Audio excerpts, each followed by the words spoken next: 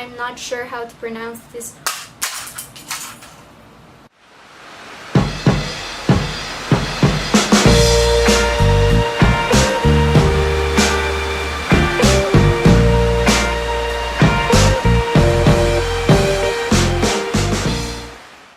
Hey everyone, I'm Ami and welcome to my first wrap-up. I'm not sure yet how often or how frequent I will be doing these wrap-ups because the number of books that I read per month kind of varies. So for now though, I'm gonna stick with wrap-ups for 2 months for each video. So it's bi-monthly, I guess? Bi-monthly?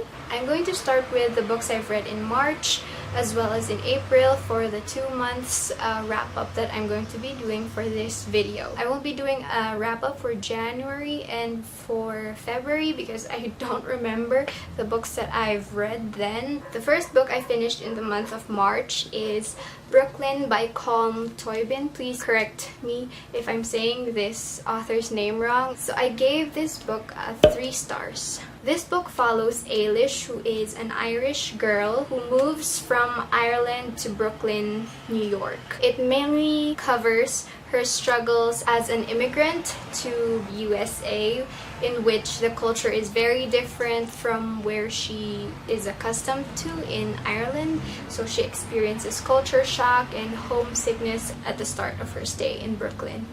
She also falls for this Italian guy, Tony. After Ailish meets Tony and she finally adjusts to her life in Brooklyn, a tragedy strikes her family and she has to go back home to attend to that. When she goes back to Ireland, things kind of change for her in terms of the quality of life that she can have in Ireland compared to her life before, in which she had no prospects or job opportunities, and her mom wants her back in Ireland. So she is faced with the choice of staying in Ireland or moving back to Brooklyn and back to our boy Tony. For my thoughts, I really liked the movie better than this one. Kind of a rare thing to happen for a reader to like the movie better than the book, but I did because they changed a few things in the movie about the events and the decisions that Ailish makes, which really I think is a lot more consistent with the character of who Ailish really is, and I don't know, I just liked her better as a person in the movie than in this book. What did I like about this book? I liked the premise. I really liked the idea of what it would be like to uproot your life for greener pastures, because I know there are a lot of Filipinos who move abroad to find better job opportunities, and I think that is something that is very much related to Ailish's experiences. I also really like the romance. I'm a big fan of Tony and Ailish. It is very sweet and cute. Okay, what I did dislike about this book is its slow pacing. I found that I had to wait quite a while before the events that I watched in the movie, because I watched the movie first before reading this book, because I didn't know that the book existed when I watched the movie. So yeah, I found myself waiting a long time for the events in the movie to happen in the book, and it kind of deterred my enjoyment of the book. Also, I didn't like Ailish's motivations at the end of the book, because her intentions of doing what she ended up doing, her decision and her final choice, were kind of disingenuous. Next book I read it's okay, sorry. The next thing I read in the month of March is All the Bright Places by Jennifer Niven, and I gave this book 5 stars. This book follows Violet Markey, who is grieving from the loss of her sister. It also follows Theodore Finch. It says here in the back that he is fascinated by death. They meet in a certain circumstance. They pair up in their history project, and by doing that project, they kind of create their own adventures and visit the wonders of Indiana, and yeah, they fall in love. What are my thoughts for this book? It took me quite a while to pick this book up, because I thought that the premise and the plot of it was too similar to My Heart and Other Black Holes, but it's not. It's a lot better, I swear. So what did I like about this book? First off, I really like the characters. I found them to be colorful and they have really unique and distinct personalities.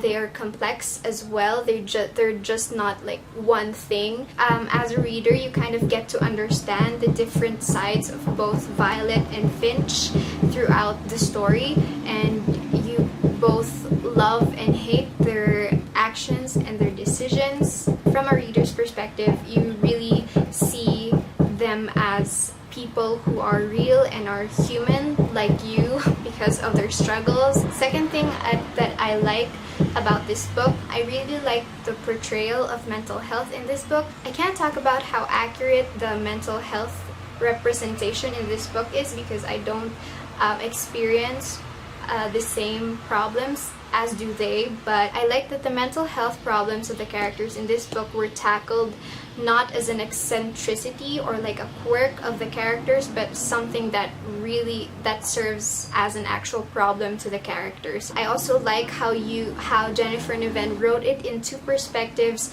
that made you really step into the head of the person who was narrating, and you can almost feel and really empathize with how it feels how it is in Violet and Finch's head, and how their mental health problem affects the way they think and their actions and the decisions that they make, and you kind of understand why they do the things that they do.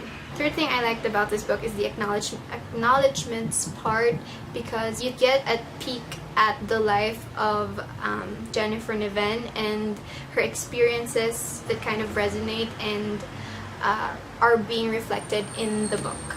Yeah, okay. The fourth thing that I liked about this book are the details that really made this book unique and stand out from other YA novels of the same kind. Like, for instance, I really liked the Virginia Woolf reference and the references and the quotes. I liked Finch's songs, and I also loved the excerpts from Dr. Seuss. These references, they're not just randomly placed in to make the book unique, but they're actually relevant to the story. It kind of ties in well with the whole plot of the book. I don't remember disliking anything from this book. And yeah, next book. Let's move on to the month of April. So the first book that I finished in the month of April, that I actually started reading in the month of March, is Kazuo Ishiguro's Never Let Me Go. And I rated this book 4 stars. It's the story of Kath, Tommy, and Ruth, these 3 friends who grow up together in Hailsham. Their school is called Hailsham. You kind of learn about their destinies, the history, and the purpose of the school in which they studied and grew up. You also get to see how the characters, these 3 main characters, accept and understand their futures and their roles in society. This book follows like a non-linear way of telling the story. It's all narrated by Kathy. The events of this book kind of jump from different time periods. Like, for instance, there are their days at Hailsham, which is the school again where they were taught a lot about making and appreciating the arts, but not things outside their school. It also follows Kathy in present day when she's working as a carer, and also their time after Hailsham. I can't give any more details about this book because it would contain spoilers, but there is one word that I will say that is probably still a spoiler, but will also be like a good hook if you want to read this book, and it's cloning. Okay, next, thoughts. There are Goodreads reviews that talk about how confusing the non-linear timeline is. For me, it wasn't actually a particular problem. I was able to follow through it, but if you're not into like the non-linear type of timeline, maybe this book isn't for you. Maybe. Things I liked about this book is first the premise. I liked the message and the debate about the morality of cloning. I like that we get various perspectives on it. I like how the questions that you as a reader as well as the characters have are answered in chapter 22. If you've read this book, you know that chapter 22, it made me cry. I don't know if it made you cry. Comment down below if it made you cry. I also liked how satisfying the way these questions that I had were answered in chapter 22, even though it made me really sad because it was the reality that they were facing, and it was the reality of the world they had. And I also really like the small pang of unrequited love that I felt when reading this book. Disliked. What did I dislike about this book? I didn't really like the romance in it. There were 2 romance relationships in this book that I didn't feel anything. I didn't feel much about them. Maybe I liked the other one more than the other one. I liked the later relationship than the early relationship. But both relationships didn't feel genuine and real enough for me to kind of ship and support. Also, another thing that I kind of disliked about this book is the pacing of it was a little slow for me. I got kind of bored at some points, but I pushed through. Moving on to the next book I read in April, which is The Hate You Give by Angie Thomas. I rated this book 5 stars. This is about the experiences of Star, who is our protagonist, after she witnesses the death of her friend Khalil at the hands of a police officer. This book also deals with racism, gang brutality, police brutality, and speaking up when injustices occur, which is a relevant topic.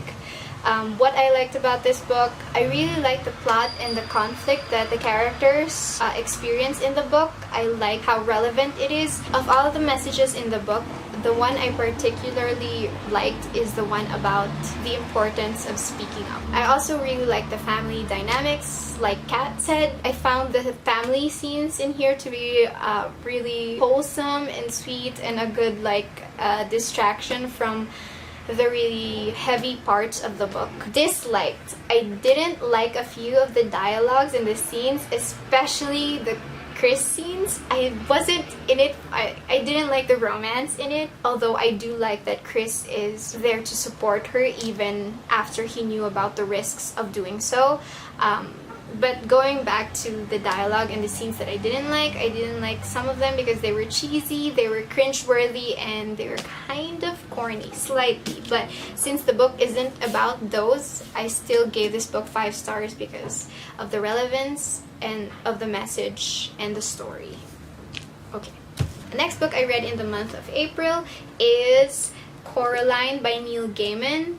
And I rated this book 3 stars. So if you haven't watched the movie or haven't read the book, this book is about Coraline, who moves with her family in a dull and gray house and neighborhood with a bunch of mysterious stuff going on and a few secrets that lurking inside the house. It also follows Coraline as she explores through the house or the apartment or the shared house that they have, and she kind of finds a passage into like a parallel universe where everything just seems to be better than her actual life. Okay, what did I like about this book? I really liked the creepy vibe. I liked the plot and the premise, of course. I absolutely loved the movie, kind of a little more than the book. I loved the characters. I loved how in this short book you got to feel their personality and really get scared of them. I also liked Coraline because she was really cute and quirky in a good way. I also really liked the cat. Disliked, just a quick note though, there are a few stuff here that are different from the movie, although the movie is a good adaptation, a great adaptation of this book. And also this book doesn't have Caroline's friend, I don't remember his name, but I'm gonna put up a picture of him. He wasn't here, so that kind of bummed me out. Last book I finished in the month of April was I Am Number 4, Book 1. I Am Number 4 by Pittacus. I gave this book 3 stars, and I have like a spoiler-filled review of this one in another video if you'd like to check that out. I also made like a spoiler-free review of the entire series if you want to get into this series. And that was the last book I finished in the month of April. Like and subscribe if you want to.